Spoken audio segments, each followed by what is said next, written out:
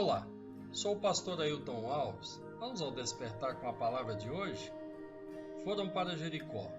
Quando ele saía de Jericó, juntamente com os discípulos e numerosa multidão, Bartimeu, cego mendigo, filho de Timeu, estava assentado à beira do caminho. E ouvindo que era Jesus o Nazareno, pôs-se a clamar: Jesus, filho de Davi, tem compaixão de mim. E muitos o repreendiam para que se calasse. Mas ele cada vez gritava mais: Filho de Davi, tem misericórdia de mim. Parou Jesus e disse: Chamai-o. Chamaram então o cego, dizendo-lhe: Tem bom ânimo, levanta-te, ele te chama. Lançando de si a capa, levantou-se de um salto e foi ter com Jesus.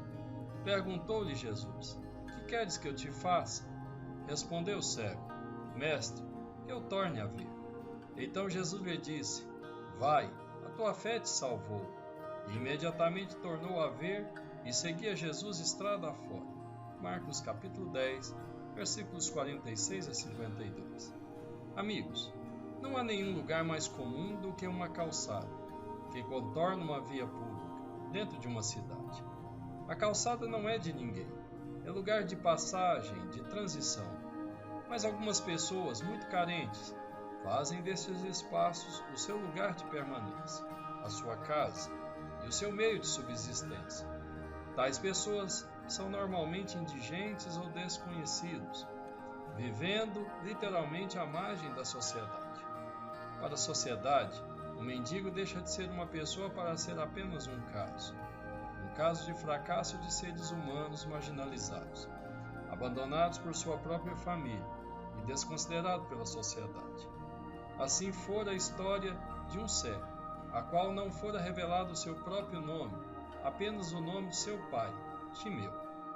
Curiosamente, Mateus, Lucas e Marcos registram o momento em que Jesus entra e sai de Jericó.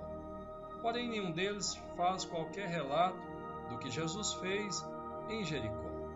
Todavia, os três relatam o que Jesus fez do lado de fora, de como retira um pobre e miserável homem do ostracismo, da beira do caminho, como eles mesmos identificam o lugar onde vivia a mendigar o cego Bartimeu. Me chama a atenção pelo menos 6 atitudes do cego de Jericó para sair da beira do caminho, do seu lugar de vergonha, da sua dependência aos cuidados de outros, e certamente de uma vida de sofrimento e privações. Primeiro, o cego filho de Timeu sabia exatamente a quem recorrer. Em alta voz, Bartimeu faz declarações espirituais de uma forma tão extraordinária que nenhum outro fizera antes dele. Nos insistentes gritos daquele cego, pedindo compaixão, estava embutida a sua principal atitude de fé, o reconhecimento dos atributos proféticos personalizados no Nazareno. Bartimeu gritava bem alto: Filho de Davi. Assim dizia: Este é o herdeiro do trono de Davi. Este é o Messias prometido. Foi certamente este gesto que mais impactou Jesus e o fez parar para ouvir aquele homem. Bartimeu sabia ouvir as vozes que lhe interessavam. O mendigo marginalizado fecha os seus ouvidos para os insensíveis, para os seus opositores que o repreendiam, e compensa esse ruído na comunicação, elevando o seu próprio tom de voz. Bartimeu era decidido. Aquele homem tem uma decisão pronta e imediata ao chamado para fora da beira do caminho. Levanta-se com um salto. Bartimeu não se acomoda. Ao ser notado e chamado por Jesus, o cego não leva consigo a sua capa de mendigo. Isto significa que ele, decididamente, estava renunciando a qualquer pensamento de incredulidade ou retrocesso.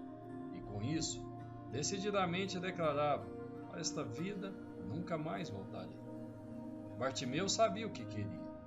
Quando perguntado por Jesus, o cego Bartimeu sabia exatamente o que queria e pede sem pestanejar: Quero ver novamente. Bartimeu valoriza o que recebeu. Depois de curado, Bartimeu não volta para o seu lugar antigo, à beira do caminho. Passa a seguir Jesus estrada afora. Amigo, Bartimeu era cego e mendigo. Provavelmente havia outros cegos, outros mendigos, outros deficientes dentro e fora da cidade que não foram curados. Não será a tua necessidade que vai te tirar da beira do caminho, mas a tua fé. Não será o volume do teu pranto que vai comover Deus, mas aquilo que você declara enquanto clama. Não será falando dos teus problemas àqueles que não entendem a tua dor que vai te tirar da beira do caminho. Dirija a tua energia para falar com aquele que pode te ouvir e mudar a tua sorte. Ouça aqueles que te motivam, aqueles que te influenciam positivamente. Não faça do lugar de transição, do lugar da provação e da vergonha, do lugar de passagem a tua casa. Não leve souvenir, lembrancinhas da beira do caminho. A capa era um recurso necessário a um cego, mas não para um homem que enxergava. Não carregue consigo lembranças ou amargura de coisas ruins que te aconteceram nos momentos de provações. Abandone, lance para bem longe a capa de mendigo. Os instrumentos da vida no pecado que você usou enquanto estava à beira do caminho. E salte em direção a uma nova vida, e não deixe de seguir aquele que te tirou de lá. Tenha um excelente dia, despertados com a palavra.